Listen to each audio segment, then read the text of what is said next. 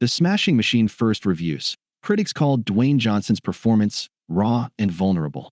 AX user commented that Johnson bleeds vulnerability into the film, while another critic said that Dwayne is kind of the only thing in the movie. The first reviews of Dwayne Johnson's The Smashing Machine, directed by Benny Safdie, have started pouring in. Dwayne portrays two-time UFC heavyweight champion Mark Kerr in the film. Critics seem to agree that this is one of his most raw and vulnerable performances yet.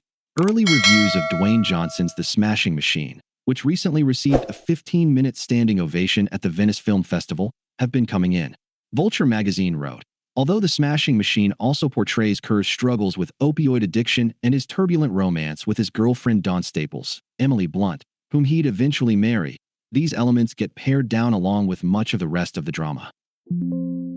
The Independent mentioned, The Smashing Machine may not provide the payoffs that audiences expect from more conventional sports movies, but this is the most raw and vulnerable that Johnson has ever been on screen. Once you've seen him this exposed, you won't watch his typical action movie stunts in quite the same way ever again. The Independent further stated that Johnson has rarely played a loser. In The Smashing Machine, he manages to go deep without overdoing too much and killing the audience with kindness. The film tracks Kerr's professional triumphs and personal struggles, including his substance abuse battles and his tumultuous relationship with wife Dawn, Emily Blunt.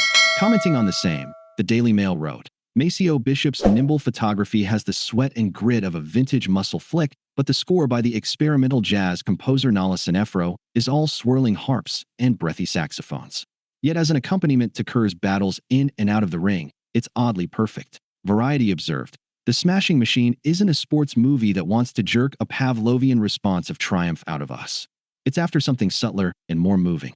By the end of the film, Mark, who had grown so used to winning, has won in the most transformative way. He has found the man buried inside the machine.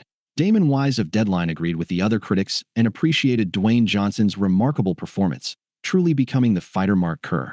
Damon wrote, disappearing so fully underneath Kazuhiro's astonishing prosthetics that the opening of the film, presented as contemporary footage from an event in Sao Paulo 1997, looks genuinely like the real thing.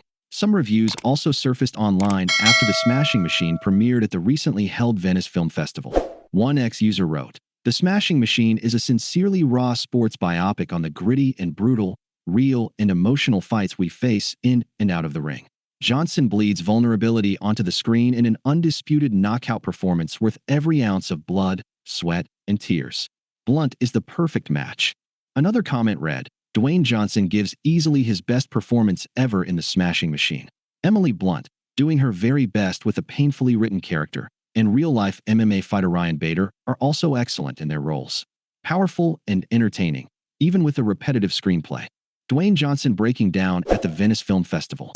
Dwayne Johnson's moving performance in The Smashing Machine had sparked Oscar buzz recently. The 53-year-old actor broke down in tears as the Venice Film Festival audience erupted into a thunderous 15-minute standing ovation on Monday night. Dwayne Johnson's performance in The Smashing Machine has been well received by critics, as reflected in the early reviews.